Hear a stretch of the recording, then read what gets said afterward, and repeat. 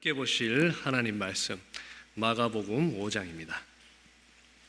마가복음 5장 1절로 15절까지 좀 길지만 이야기이기 때문에 우리가 한 번에 다 읽고 설교 중간에는 좀 덜 읽도록 하겠습니다. 마가복음 5장 1절로 15절까지의 말씀 한 절씩 제가 먼저 읽고 교독하겠습니다. 예수께서 바다 건너편 거라사인의 지방에 이르러 배에서 나오심에 곧 더러운 귀신 들린 사람이 무덤 사이에서 나와 예수를 만나니라.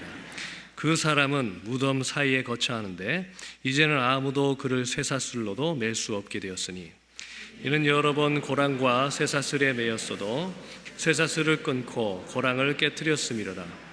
그리하여 아무도 그를 제어할 힘이 없는지라. 밤낮 무덤 사이에서나 산에서나 늘 소리 지르며 돌로 자기의 몸을 해치고 있었더라. 그가 멀리서 예수를 보고 달려와 절하며 큰 소리로 부르짖어 이르되 지극히 높으신 하나님의 아들 예수여, 나와 당신이 무슨 상관이 있나이까? 원하건대 하나님 앞에 맹세하고 나를 괴롭히지 마옵소서 하니, 이는 예수께서 이미 그에게 이르시기를 더러운 귀신아 그 사람에게서 나오라 하셨습니다. 이에 물으시되 내 이름이 무엇이냐? 이르되 내 이름은 군대니 우리가 많음이니이다 하고 자기를 그 지방에서 내보내시기 마시기를 간구하더니 마침 거기 돼지의 큰 떼가 산 곁에서 먹고 있는지라. 이에 간구하여 이르되 우리를 돼지에게로 보내어 들어가게 하소서 하니 허락하신대 더러운 귀신들이 나와서 돼지에게로 들어가매 거의 2,000마리나 되는 떼가 바다를 향하여 비탈로 내리달아 바다에서 몰사하거늘 치던 자들이 도망하여 읍내와 여러 마을에 말하니 사람들이 어떻게 되었는지를 보러 와서 함께 읽겠습니다. 예수께서 이르러 그 귀신 들렸던 자 곧 군대 귀신 집혔던 자가 옷을 입고 정신이 온전하여 앉은 것을 보고 두려워하더라.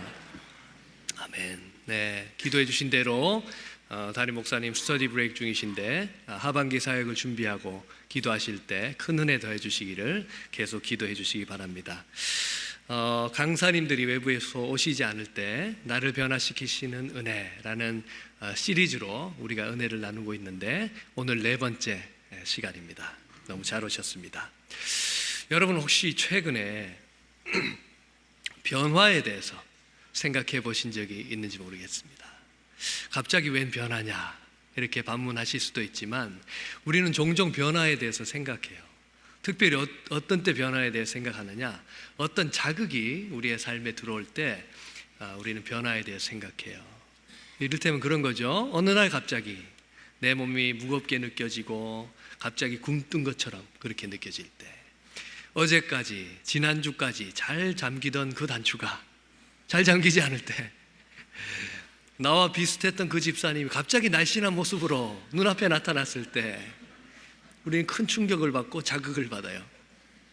그리고 생각합니다. 아, 변화의 때가 되었구나. 체중의 변화가 필요하구나. 이런 생각을 많이 하죠. 그죠? 우리는 자극이 있을 때 변화에 대해서 생각을 하게 된다.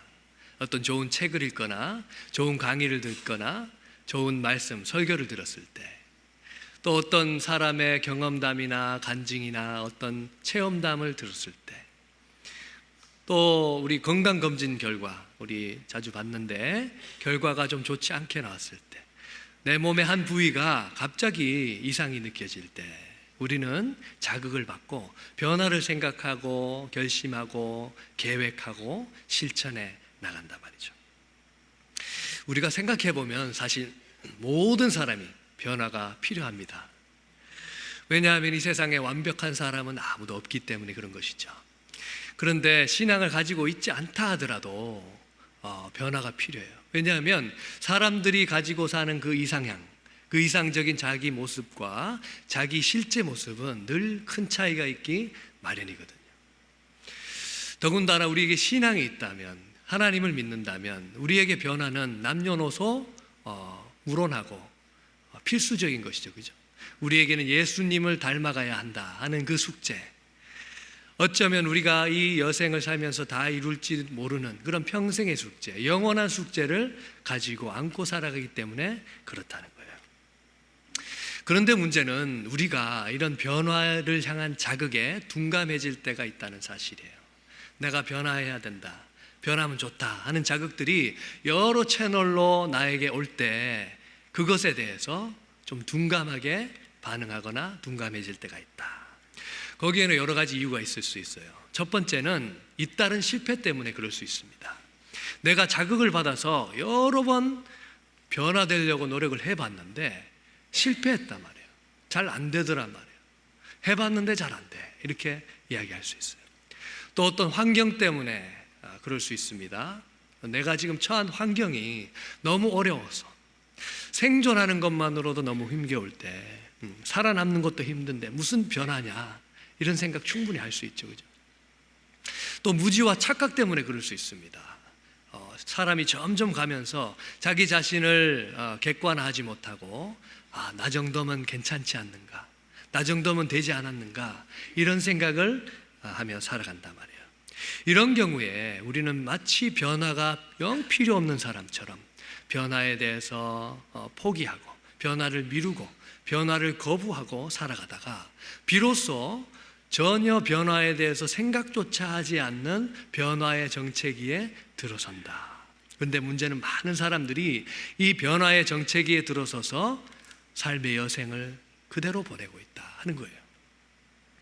신앙적인 측면에서도 마찬가지죠. 우리가 한때는 얼마나 뜨거운 사람이었습니까? 하나님께 예배하고 하나님께 눈물로 감격으로 하나님께 기도하고 예배와 기도와 말씀의 자리를 그런 지키는 모습 있었는데 이제는 너무 이렇게 후퇴해버려서 그 자리로 다시 돌아가는 것도 힘겹게 느껴지는 그런 우리 삶의 여정에 처할 때가 있다는 거예요.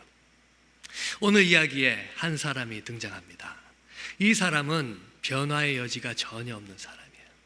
변화의 가능성에 대해서 이야기한다면 눈꽃만큼도 남아있지 않은 사람, 변화는 꿈꿀 수 없는 상황, 문자 그대로 변화는 불가능한 상황에 있는 사람의 삶을 우리가 보게 돼요. 그런데 이 사람의 이 삶에 그 불가능한 변화가 일어난다는 거예요. 그 불가능한 변화가 어떻게 시작이 되었을까? 첫 번째, 여러분, 우리의 변화의 시작이 어디에서 시작되느냐? 바로 하나님께서 우리 삶의 자리에 찾아오시는 것으로 시작이 된다는 거예요. 우리가 찾아가는 것이 아니라 하나님께서 우리 삶의 그 자리로 찾아오심으로 변화가 시작된다. 예수님께서는 갈릴리 호수 동쪽에서 사역을 하시다가 이제 갈릴리 호수 서쪽에 사역을 하시다가 이제 동쪽으로 이제 이동을 해 오시는데 배를 타고 건너 오시는데 그 과정 중에 광풍이 일어나서 배를 삼킬 만한 그런 바다 폭풍이 일어나요. 그때 예수님은 바람과 바다를 잠잠하게 하십니다. 그리고 이제 갈릴리 호수 동쪽에 도착을 하셨는데 이 예수님의 이동은 단순한 지리적인 이동은 아니었어요. 그 동쪽에는 이방인들이 많이 거주하던 데가볼리 들어보셨죠?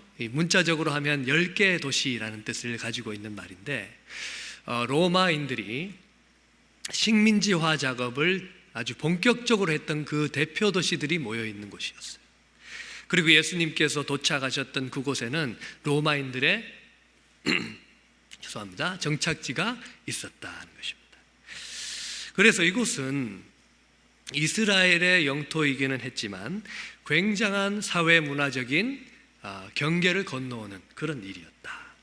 더군다나 이스라엘 사람들은 이 이방인들을 어떻게 여겼어요? 부정하다, 더럽다고 생각을 했거든요. 더러운 이방인들이, 돼지는 어떻습니까? 율법에 의하면 부정한 동물이잖아요. 더러운 동물을 사육하고 먹는 더러운 땅이 바로 이곳이었다 하는 거예요. 그런데 그 땅에 도착하자마자 한 사람이 예수님께 나옵니다. 이 사람은 어떻게 소개됩니까? 더러운 귀신 들린 사람이다, 이렇게 소개가 돼요.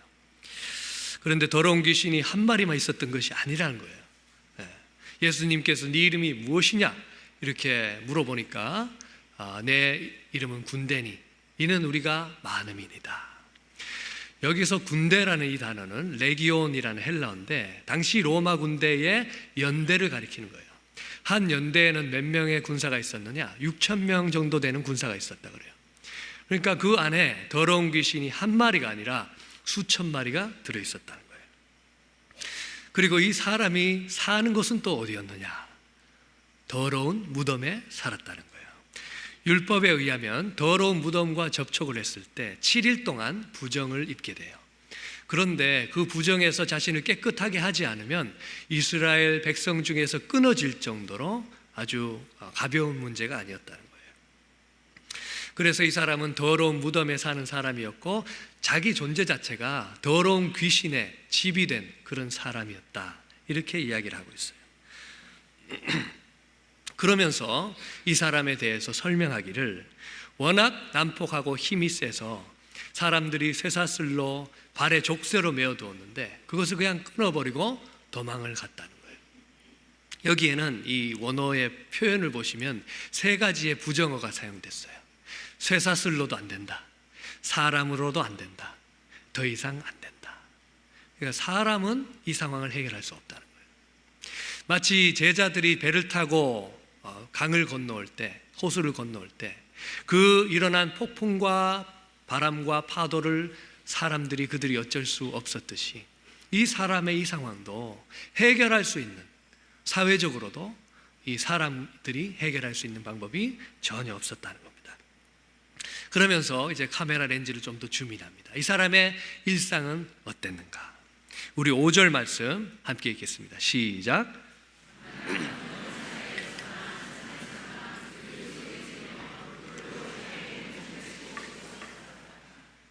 그러니까 뭐예요? 자해하는 삶을 살았다. 자기를 파괴하는 그런 삶을 살았다는 거예요. 왜 그랬을까? 여러분, 이 사람의 처지를 생각해 보면 너무 괴로웠지 않겠습니까? 내 안에 있는 뭔지 알 수 없는 이 세력, 나도 몰아내고 싶다, 나도 나의 이런 삶을 살고 싶지 않다, 그런 것을 자기의 몸을 자해하면서 표현했는지도 잘 모르겠어요. 그런데 여러분, 분명한 것은 요한복음에도 나오듯이 도둑이 오는 것은 왜 오는 거예요? 도둑질하고 죽이고 멸망시키러 온다는 거예요. 악한 세력은 우리를 이렇게 자기 파괴의 그런 삶의 지경까지 이끈다는 거예요. 인간의 비극은 무엇인가? 그것은 바로 인간이 원하는 대로 하고 살고 싶은 대로 살고 보고 싶은 대로 보고 먹고 싶은 대로 다 먹고 하는데도 결코 행복해질 수 없다는 것이 인간의 비극이에요. 오히려 그 끝은 불행과 우울과 좌절과 허망과, 그래서 자기 파괴적인 결말을 맺게 되는 경우가 많이 있다는 거예요. 많은 사람들이 너무나 부러워하는 그런 삶을 영위하는 그런 인물들이 불행하게 자기 파괴적인 자살로 마무리하는 것을 보면 우리는 그 사실을 너무나 잘 알 수 있습니다. 이 사람은 그렇게 자기를 계속 파괴하면서 또 무엇을 했느냐? 쉼없이 신음하고 고통 중에 부르짖는 그런 삶을 살았다는 거예요.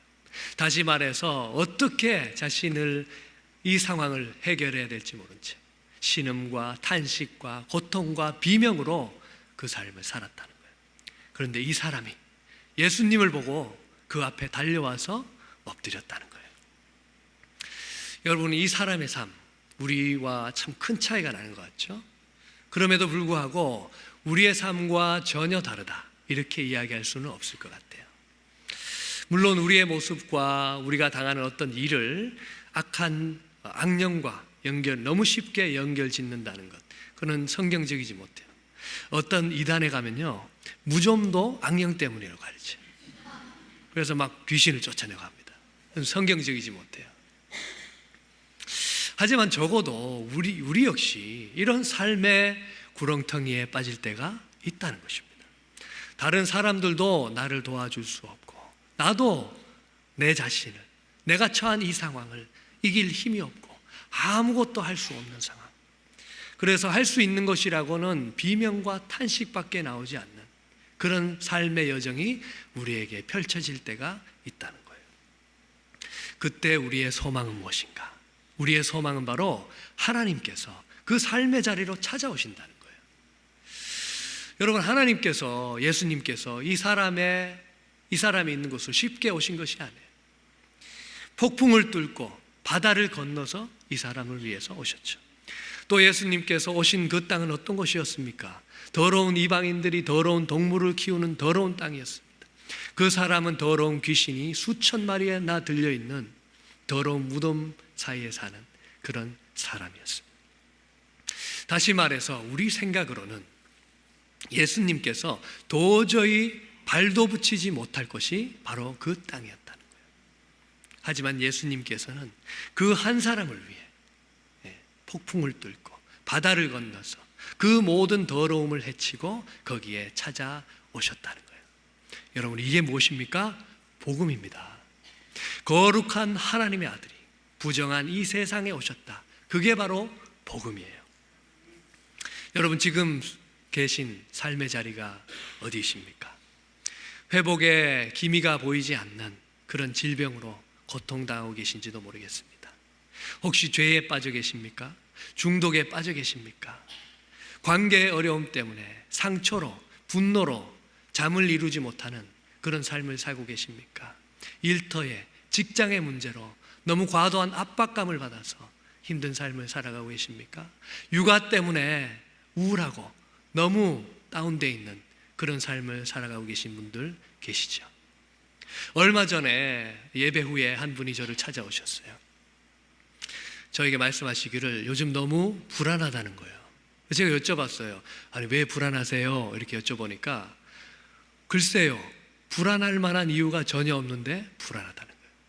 너무 밤에 불안하고 잠이 오지 않아서 그 동네를 막 걸으면서 생각해 봤대요. 왜 내가 불안할까? 그런데 바뀐 것이 하나도 없다.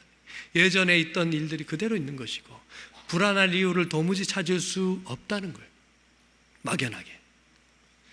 어떤 일이 닥치지 않아도 우리 마음에 이런 어려움이 찾아올 수 있다는 거예요. 사소한 문제부터 큰 문제까지 우리가 이런 삶의 여정에 처할 때가 있다. 그때 우린 이야기합니다. 하나님, 제가 이곳에서 빨리 벗어나서 이 문제를 빨리 해결하고 빨리 회복되어서 주님 앞으로 다시 가겠습니다. 하지만 우리도 잘 알아요. 우리에게 그럴 힘과 능력이 없다는 것을 너무나 잘 알고 있습니다. 그러나 우리의 희망은 어디에 있느냐? 그것은 바로 예수님께서, 하나님께서 여러분의 그 삶의 구석구석에 이미 오셨고 와 계시다는 거예요. 우리 한번 가슴에 손을 얹고 고백합시다. 하나님이 나의 삶에 이미 와 계십니다. 하나님이 나의 삶에 이미 와 계십니다. 예수님께서 왜 우리의 삶에 찾아오시는가? 도둑은 죽이고 멸망시키고 도둑질하러 오지만 예수님께서는 생명을 주시려고, 생명을 주실 뿐만 아니라 풍성하게 하시려 예수님께서는 우리의 삶에 찾아오신다는 것입니다. 여러분, 우리의 삶의 현장으로 이미 와 계신 그 예수님께, 그분 앞에 나아가시기 바라요. 그분 앞에 뛰쳐가시기 바랍니다. 그분 앞에 무릎을 꿇으시고 기도하시길 바라요. 하나님, 도와주십시오. 하나님, 무너져 있는 저를 일으켜 주십시오. 이렇게 간구하시길 바라요. 이렇게 무언가에서 벗어나는 것만이 우리의 소망일 것 같을 때 하나님께서는 오히려 그 삶의 자리에 찾아오신다는 거예요. 그 찾아오시는 하나님 때문에 우리의 변화가 시작이 된다. 이렇게 찾아오시는 하나님 때문에 우리의 삶의 변화가 시작된다면 그 변화를 가능하게 하는 그 원동력은 무엇일까? 두 번째로 변화의 동력, 왜 우리가 변할 수 있느냐? 그것은 바로 하나님께서 우리에게 새로운 가치를 부여해 주시기 때문입니다. 말씀으로 새로운 가치를 우리에게 매겨주시기 때문에 그래요. 이제 예수님께서는 군대 귀신을 향해서 그 사람에게는 나와라 이렇게 명령을 하세요. 그러자 그 귀신이 이제 예수님 앞에 이제 요청을 합니다. 딜을 하는 거예요. 예, 제가 순종해야죠. 이제 이 사람에게서 나올 테니까 저 산에 돼지 수천 마리가 방목되어 있는데 저를 저기에 들어가게 해주십시오. 이렇게 요청을 합니다. 예수님께서 허락하시자 그 귀신들이 그 사람에게서 나와서 그 돼지에게로 들어가는데 그 돼지 2,000마리 가량이 주저없이 그 비탈길로 내려가서 바다에 자살을 했다는 거예요. 인류 최초의 동물 자살 사건이 여기에서 일어난 거예요. 무섭죠, 그죠? 우리에게 한 가지 질문이 생겨요. 하나님께서, 예수님께서 왜 이 귀신의 요청을 허락하셨을까? 성경은 그 이유를 잘 설명해 주지 않지만 많은 학자들이 추측하기를 아마도 이 귀신을 심판하는 그 시기는 아직 이르지 않았고, 그런데 이 귀신들은 끊임없이 숙주를 찾아서 헤매기 때문에 또 다른 사람에게 들어가 괴롭히느니 동물에게 들어가라고 생각할 수 있다는 거예요. 이런 이야기를 대하는 현대 독자들은 또 질문합니다. 아니, 하나님은 돼지는 안 아끼시나요? 돼지 참 포동포동한데. 우리 마태복음에는 이런 말씀이 있습니다. 함께 읽겠습니다. 10장 말씀 시작.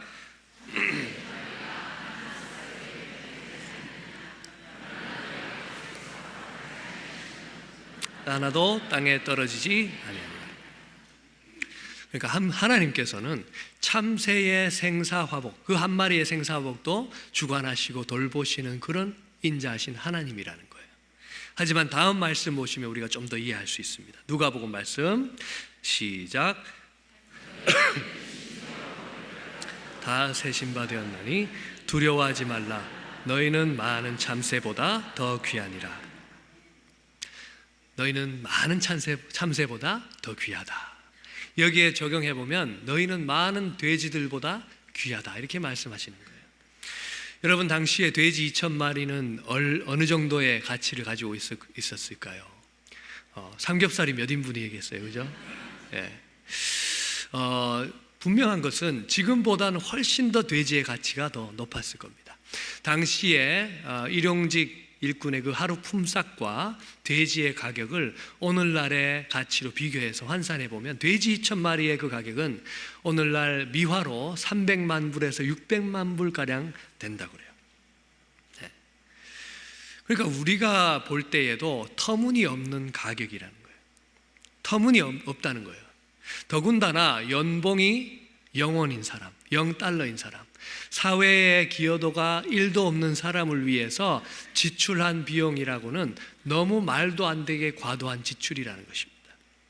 그런데 예수님께서는 주저없이 그 돼지 2,000마리와 그 사람을 맞교환하시는 거죠. 그렇게 돼지 2,000마리가 다 바다로 수장이 되고 아마 난리가 났겠죠, 그죠? 300만 불이 공중 분해됐으니까 이 일을 본 사람들이 동네로 가서 이제 이 긴급 속보를 전하는 거예요. 그러니까 막 각 마을에서 사람들이 뛰쳐왔습니다. 수많은 사람들이 모였습니다. 그때 그 사람들이 그 사람을 보고, 귀신 들렸던 사람을 보고 또 그 돼지들의 그 운명을 봤겠죠, 그죠? 그 사람들의 반응은 무엇이었는가? 두려워하면서 예수님께 나와서 예수님, 이 지역을 좀 떠나주십시오, 이렇게 요청을 했다는 거예요. 아니, 이유가 무엇일까? 참 좋은 일이 일어났잖아요, 그죠? 근데 그 절대 다수의 사람들이 가장 예수님을 견디지 못했던 이유가 무엇이었을까? 여러 가지 이유가 있겠지만 학자들이 가장 많이 이야기하는 것이 경제적인 손실을 꼽아요. 이런 일이 또 발생하면 안 되니까 돼지 2,000마리를 이 한 사람을 위해 희생하는 것은 경제 논리에 도무지 맞지 않으니까 예수님에게 떠나주십시오, 이렇게 말씀했다는 거예요. 예수님께서는 고민 없이 이 돼지 2,000마리와 그 사람을 교환하셨다. 여러분, 예수님께서 이 귀신 들린 사람에게 더러운 귀신아 그 사람에게서 나오라, 이렇게 명령하시는 것은 새로운 가치를 부여하시는 하나님의 사역이에요. 새 창조의 사역입니다. 여러분, 창조는 하나님께서 무엇으로 이 세상을 만드셨어요? 말씀으로 이 세상을 만드셨죠. 말씀으로 없는 것을 있게 하시고 있는 것을 질서 있게 아름답게 가치 있게 하시는 것, 그것이 바로 창조의 사역이잖아요. 예수님께서는 단지 귀신만 쫓아내신 것이 아니에요. 흑암과 혼돈이 가득한 그 사람의 삶에 어둠을 몰아내시고 빛이 있으라, 이렇게 명령하심으로 말미암아 하나님의 형상대로 그 사람을 회복시키시고, 하나님이 보시기에 어땠겠어요? 보시기에 좋았더라. 하나님께서는 이 사람에게 돼지 2,000마리뿐만 아니라 놀랍고 경이로운 하나님의 나라의 모든 좋은 것으로 채워주셨다는 거예요. 그래서 예수님께서는 단지 귀신을 쫓아내고 그 사람을 빈집으로 만든 것이 아니라 능력의 말씀으로 하나님 나라의 모든 좋은 것으로 충만하게 하셨다는 것입니다. 여러분, 우리는 어떻습니까? 2023년에 사망자 한 사람당 지불된 사망보험금, 미국에서 평균이 20만 6천 불 정도 된다고 그래요. 한국은 2023년에 얼마였는가? 한 2천만 원, 15,000불 정도 된다고 그래요. 차이가 좀 나죠, 그죠? 근데 이 정도 가격이 우리 생명에 매겨져 있는 가격이에요. 그런데 하나님께서는 우리의 생명을 구원하시기 위해서 누구를 내어놓으셨는가? 로마서에서 바울은 이렇게 말합니다. 로마서 5장 8절 말씀입니다. 함께 읽겠습니다. 우리가 아직 죄인 되었을 때에 그리스도께서 우리를 위하여 죽으심으로 하나님께서 우리에 대한 자기의 사랑을 확증하셨느니라. 이게 바로 복음의 메시지, 복음의 말씀이에요. 능력의 말씀입니다. 하나님께서는 우리를 성자 하나님, 예수 그리스도의 생명과 맞바꾸셨다는 거예요.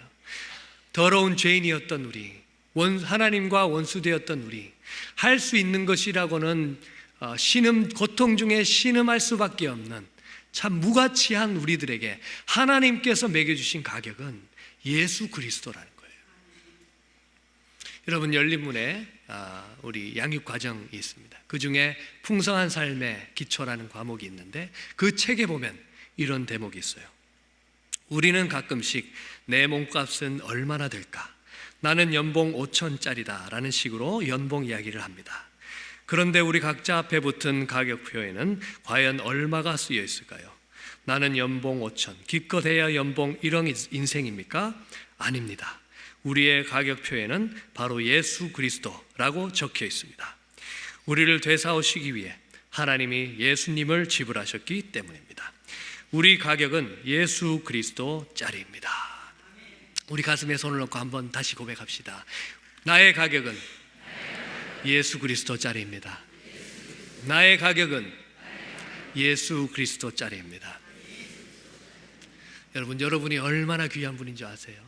하나님께서는 하나님 편에서 이 세상 무엇과도 바꿀 수 없는 분들이에요. 하나님께서는 그 독생자를 내어놓으셨어요. 여러분들을 위해서. 하나님께서는 성자 하나님, 그 예수 그리스도의 가치를 여러분 한 분 한 분 그 존재 속에 심어주시고 부여하셨다는 거예요. 그래서 우리는 더 이상 자신의 그 존재를 증명하기 위해 살지 않아도 된다는 거예요. 나의 학벌이 어떻든, 내가 하고 있는 일이 무엇이든지 간에, 내가 지위가 어떻든지 간에 나는 예수 그리스도 짜리이기 때문에 그렇다는 거예요. 제가 한국에서 대학생 때 이제 교회 마당이 개척 교회를 다녔었는데 교회 마당에 한 마리의 개가 놓여 있었어요. 그 개는 뼈대에 있는 가문의 개였습니다. 어떤 개였느냐? 일본의 가장 큰 대형견 중에 아키타견이라는 개가 있어요. 그 개하고 진돗개 중에서도 족보 있는 진돗개 한 마리를 교배를 해서 태어난 그 개였어요. 이미 다 자라서 어른이었는데 이름이 태양이었어요. 얼마나 덩치도 크고 잘생기고 준수한지 지나가는 사람들이 이렇게 보기만 해도 야, 정말 지체 높은 분이구나 하는 것을 바로 알 수 있을 정도로 그렇게 외모가 준수했어요. 하루는 제가 청년들과 함께 마당 한 구석에서 담소를 나누고 있는데 동네를 떠돌아다니던 작은 한 마리 개가 그곳에 들어온 거예요. 이런 개의 이제 품종을 프랑스어로는 시고르 자부종이라고 하는데 한국어로는 시골 잡종이라고 하죠. 이 시고르 자부종이 그냥 뭐 들어오는 것까지는 괜찮았는데 들어오자마자 이 태양이를 보더니 막 짖으면서 거기에 막 다가가는 거예요. 이 작은 개가. 그래서 이 태양이한테 한번 물리면 죽는 것은 거의 확실하니까 태양이가 메어져 있는 이 반경 안에 들어가면 큰일 나잖아요. 그래서 이게 저 막아야 되나 이렇게 생각하고 이 태양이를 봤는데 태양이는 아무 동요가 없는 거예요. 그냥 엎드려서 눈만 껌뻑껌뻑하면서 그 개가 짖으면서 계속 가요. 그 앞으로 막 이 공격할 듯이 그 앞으로 가는데 태양이는 아무 관심이 없고 눈만 껌뻑껌뻑하고 있더라고, 엎드려서.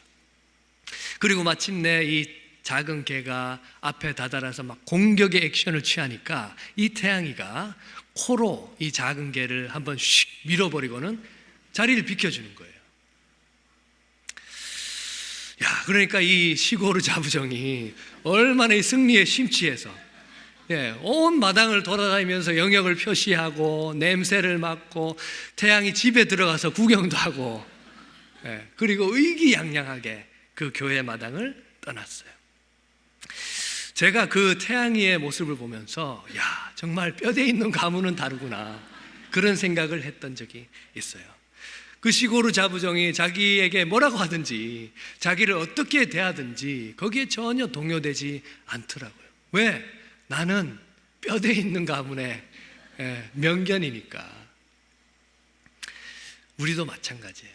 우리가 사람이기 때문에 완전히 그렇게 할 수는 없습니다만은 다른 사람들의 말에, 다른 사람들의 평가에, 다른 사람들의 어떤 판단에 너무 신경 쓰지 않으시면 좋겠어요. 누가 나를 인정해 주지 않고 무시한다고 상처 받아서도 안 되지만, 또 줘서도 안 되지만 받아서도 안 된다 하는 것입니다. 왜 그렇습니까? 우리는 뼈대 있는 가문의 하나님의 자녀이기 때문에, 나는 예수 그리스도의 가격을 가지고 있는 그런 사람이기 때문에 그렇다는 거예요. 그런데 여러분, 중요한 것은 바로 우리에게 죄송합니다. 부여된 이 가치, 이 복음, 이 사랑의 능력이 우리를 변화시킨다는 거예요. 그래서 로마서에서 그리스도께서 죽으심으로 말미암아 우리를 향한 그 하나님의 사랑이 하나님께서 확증해 주셨다, 이렇게 말씀하시고서 뒤에서는 이렇게 말씀하십니다. 로마서 12장 말씀 함께 읽겠습니다. 그러므로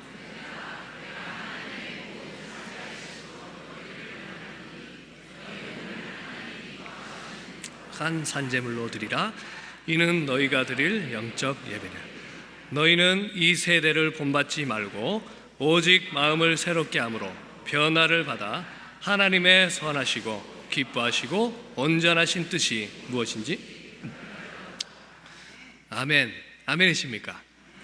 영적 예배를 드리고 새로워지고 이 세대를 본받지 않고 변화를 받아서 하나님의 뜻을 분별하는 삶이 왜 가능한가, 그 이유를 여기에서 설명해 주고 있어요. 분명하게. 그것이 무엇이기 때문이라는 거예요. 하나님의 모든 자비하심 때문에 가능하다고 여기에서 그렇게 설명을 하고 있는 거예요.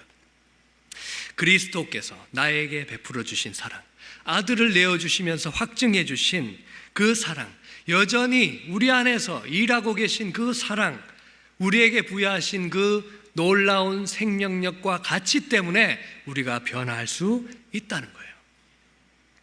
여러분, 우리에게 하나님께서 매겨주신 이 가치, 나를 위한 예수 그리스도 십자가, 그 복음, 그것을 생각하고 묵상하고 붙들 때에만 우리의 삶이 변화할 수 있다는 거예요. 그 능력으로만 우리의 삶이 주저앉아 있다가도, 실패했다가도 다시 시작할 수 있다는 거예요.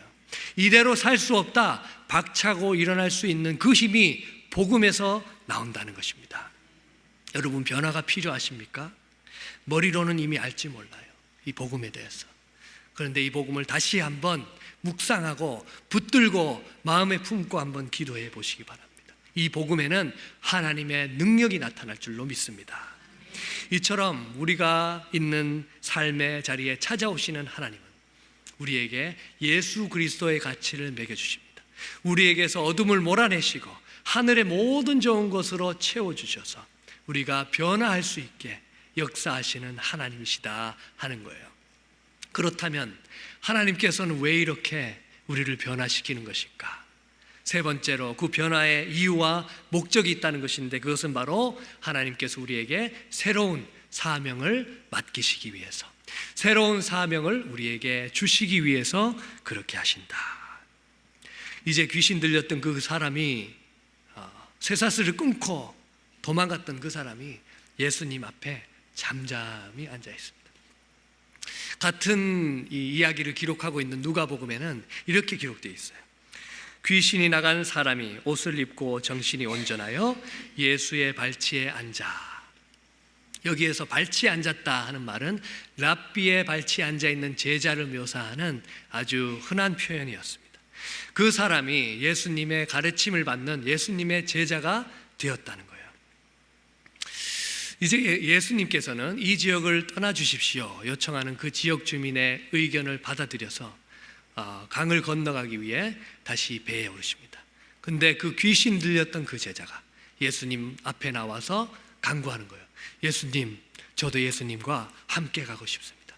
예수님 따라다니고 싶습니다. 동행하게 해주십시오. 이렇게 간구하는 거예요. 제자가 랍비를 따라가는 것은 뭐 당연한 일이었거든요. 그런데 예수님께서는 거절을 하신다 하는 거예요. 아니, 귀신이 돼지에게로 들어가게 해달라 하는 요청도 허락해 주셨고, 이 지역을 떠나달라 하는 지역 주민의 그 요청도 허락해 주셨는데, 제자의 그 요청에는 노를 하셨다는 거예요. 그래서 여러분, 우리 삶에 하나님께서 언제든지 노를 하실 때는 낙심할 필요가 없어요. 왜냐하면 하나님께서는 더 큰 목적을 가지고 계시기 때문에 그렇다는 거예요. 어떤 목적을 가지고 계셨는가? 19절 말씀 한 목소리로 읽겠습니다. 시작.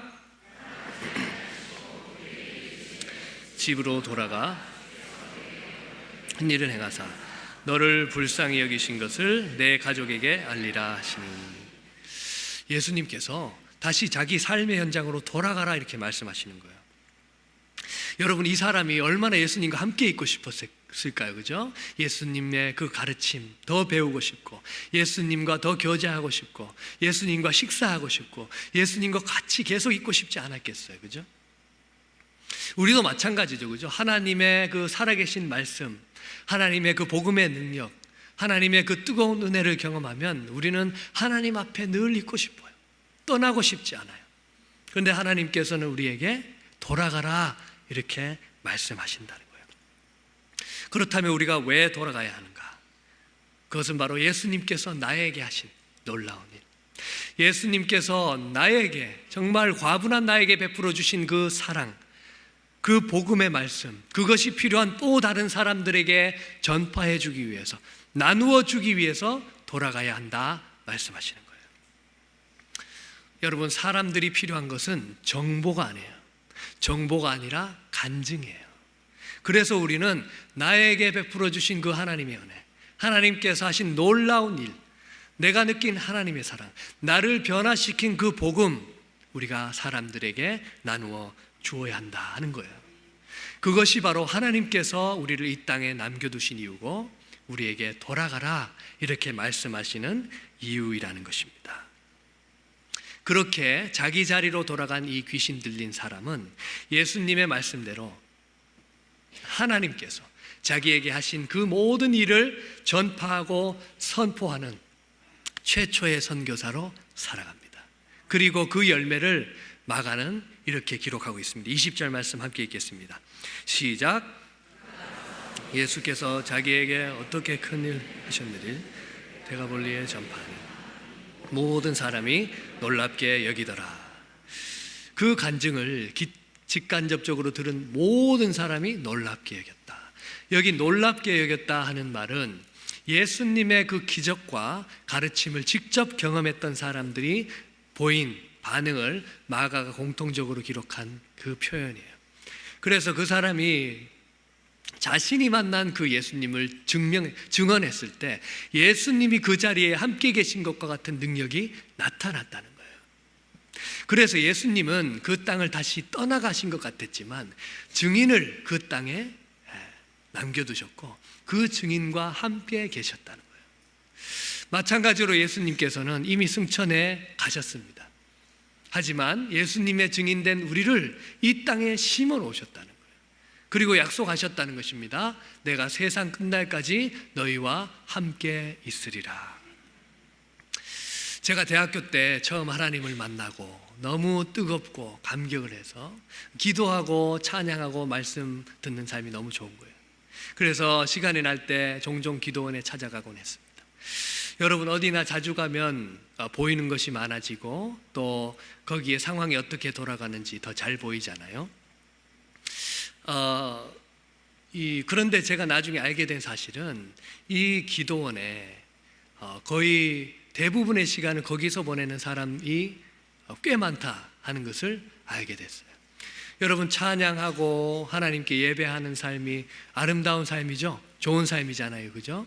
그런데 자신의 그 가정도 내팽개치고 자식도 내팽개치고 자기 일터도 내팽개치고 자기의 사회생활도 내팽개치고, 그러니까 생존에 필요한 최소한의 활동을 제외하고는 대부분의 시간을 이 기도원에서 보내는 사람들이 있다는 것을 알고 제가 꽤 충격을 받은 적이 있어요. 여러분, 이런 삶은 돌아가라 하는 예수님의 말씀을 거부하는 삶이라고 할 수 있어요. 우리를 가정과 일터와 사회로 보내시는 그 예수님의 사명을 저버리는 삶이라 말할 수 있단 말입니다. 물론 교회가 직장이거나 교회에서 어떤 직분이나 사역이나 어떤 위치를 맡아서 레위인들처럼 교회를 중심으로 섬기고 봉사해야 되는 분들도 있어요. 때로는 그 집중적인 회복이 필요한 사람들은 그렇게 할 때가 있어요. 하지만 그렇지 않은 일반적인 경우에 내가 대부분의 시간을 교회에서만 보내고 있다면, 신앙생활에만 보내고 있다면, 교회 사람들과만 교제하고 있다면 그것은 돌아가서 나의 증인이 되어주지 않겠니 하는 그 예수님의 말씀을 잊은 삶이라 할 수 있겠습니다. 왜냐하면 그것이 돌아가서 그 예수님께서 나에게 하신 그 일을 전파하는 것이 하나님께서 나를 변화시킨 바로 그 이유이기 때문이라는 거예요. 이렇게 하나님께서는 우리를 변화시키시고 우리에게 새로운 사명을 맡겨주신다 하는 것입니다. 저는 이제 3살 반 된 딸이 있습니다. 여러분, 3살 하면 뭐가 떠오르세요? 미운 3살 떠오르죠, 그죠? 아직 그렇게 밉지는 않아요. 그런데 얼마나 말이 많이 늘고 자기 주장을 하는지 몰라요. 이 아이가 요즘 가장 싫어하는 것 중에 하나가 바로 목욕이에요. 목욕을 한다는 것은 더 놀고 싶은데 이제 잘 시간이 되었다는 의미이기도 하고, 일과를 맞춰가는 그 시간에 몸에 물이 묻고 온도가 변하고 머리가 젖고 얼굴에 비누칠을 해야 되고, 이 모든 것이 너무 힘겹고 괴로운가 봐요. 그래서 매일을 숨고 도망가고 떼쓰고 울고 그렇게 합니다. 하지만 어떻게 합니까? 검거를 마침내 당해가지고 이제 목욕탕으로 이제 데려가죠, 그죠? 그렇게 이제 울면서 들어간 목욕탕에서 깨끗하게 다 씻고 머리를 씻고 머리를 말리고 이렇게 수건으로 몸을 거의 다 닦아갈 때쯤 이 아이가 늘 하는 말이 있어요. 아빠, 목욕하니까 너무 좋아. 목욕하니까 너무 좋아. 앵무새처럼 그 말을 반복해요. 우리는 뭐 그런 말을 가르쳐 준 적도 없는데 좋다, 아주 상쾌한가 봐요, 그 목욕이. 물론 이제 다음날 저녁이 되면 또 울면서 들어갑니다. 나올 때는 언제나 아빠, 목욕하니까 너무 좋아, 너무 좋아, 이렇게 이야기해요. 여러분, 우리에게도 변화가 이렇게 느껴질 수 있는 것 같아요. 내가 그 변화의 과정 지나갈 수 있을까? 힘이 있을까? 능력이 있을까? 그 변화의 과정을 지나가는 그 과정 자체가 너무 우리에게는 엄두가 나지 않는 그런 일일 수가 있다는 거예요. 그런데 그럴 때 우리는 어떻게 해야 되느냐? 숨어있는 나를 매일 찾아오시는 그 하나님, 그 하나님을 거부하지 않고 그 하나님의 말씀, 그 하나님의 능력을 거절하지 않고 날마다 그 아버지에게 나아가서 아버지의 그 인자하신 말씀의 품에 우리를 맡기고 하나님의 그 인자하신 품에 안기면 된다는 거예요. 그렇게 할 때 하나님께서는 전능하신 능력으로, 전능하신 손으로, 인자하신 그 말씀으로 우리를 변화시켜 나가신다. 그때 하나님께서는 불가능한 변화를 가능하게 할 것이고, 그때 우리는 고백하게 될 거예요. 하나님 너무 좋습니다. 하나님 너무 좋습니다. 이렇게 고백할 줄로 믿습니다. 함께 기도하시겠습니다.